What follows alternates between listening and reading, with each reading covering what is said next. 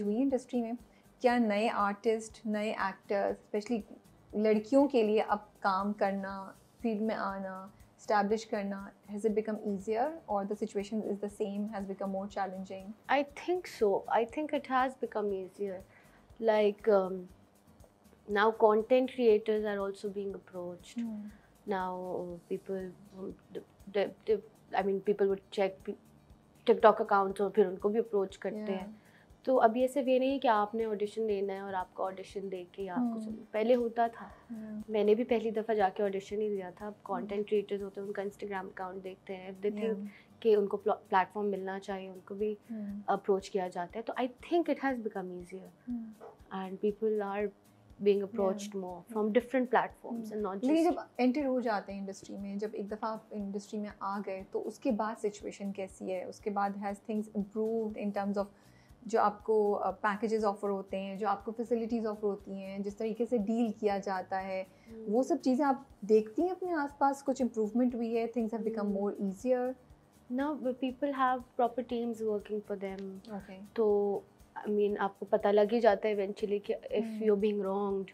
पहले it was, I mean when I entered तो फिर तो my father didn't know anything about it. मुझे भी नहीं पता था, तो मैं तो मान लेती थी, पर कहीं और से कुछ पता लग जाता था.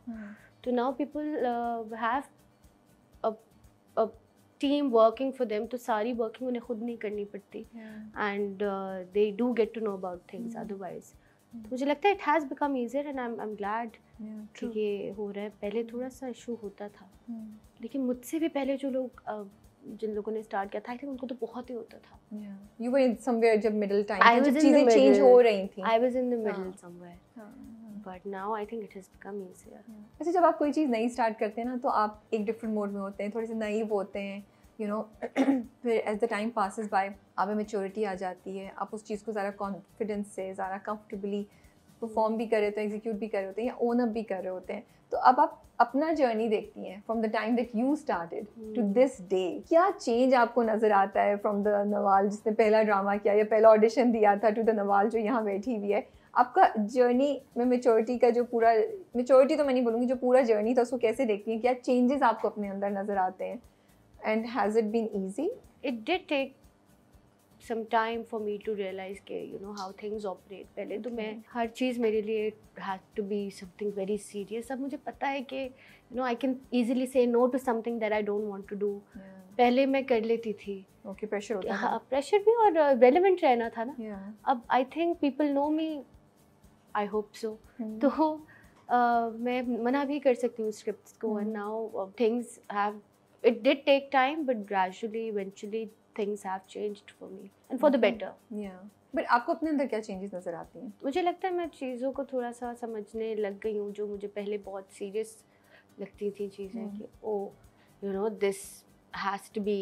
I now understand what is important and what is maybe not worth my time. तो मुझे लगता है इस तरीके से the amount of money I get has changed. That's a good thing. Yeah, that's a good thing. और थोड़ा सा recognition है, और you know brands would also approach you because you have made a name, and now they want you to work for them. So I think eventually things have changed, and now I do tend to understand this very industry better. अच्छा, आपने एक और जगह भी ये बात बोली थी relevant होने की.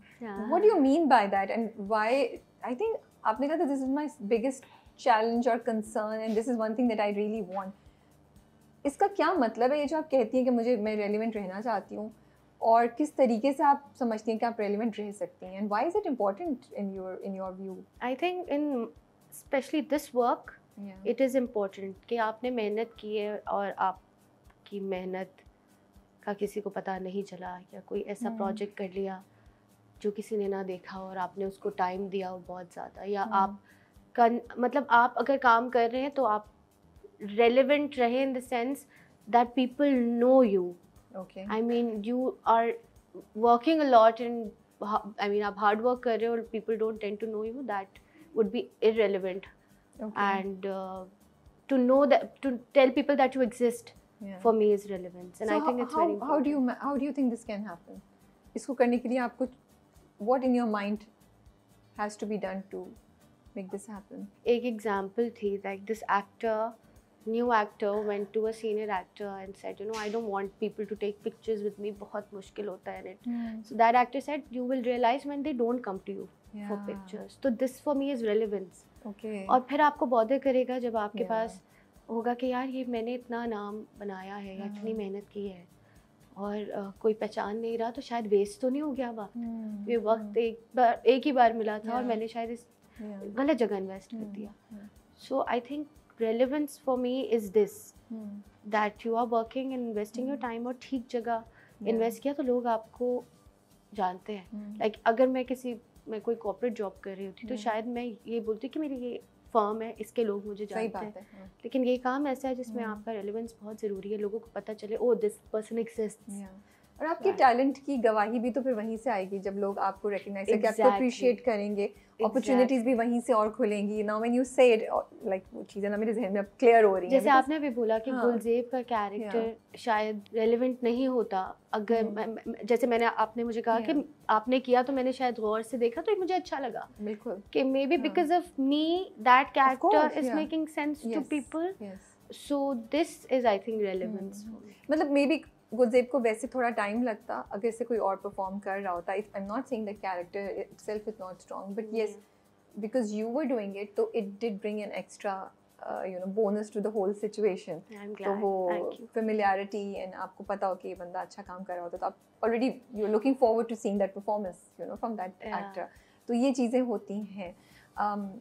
मैं आपसे ये नहीं पूछूंगी कि आप शादी कब कर रही हैं लेकिन मैं आपसे ये जानना चाहती हूँ कि ये जो हर वक्त का प्रेशर और ये डिमांड, ये क्वेश्चन होता होगा आपके आसपास कि कब करो, how do you deal with it and how much does it bug you, या अब इम्यून हो गई हैं, अब ऑटोमेटेड क्वेश्चंस के आंसर्स हो गए जो आप देती जाती हैं? अब तो मैं इस तरीके से आंसर नहीं करती.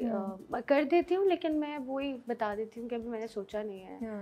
और पहले कोर्स बहुत दफ़ा पूछा जाता है लेकिन I think I just tend to give them the same answer every time. आप जितनी दफ़ा पूछेंगे अनटिल अनलेस मेरी सिचुएशन लाइफ की थोड़ी चेंज होती है तो मेरा शायद जवाब बदले.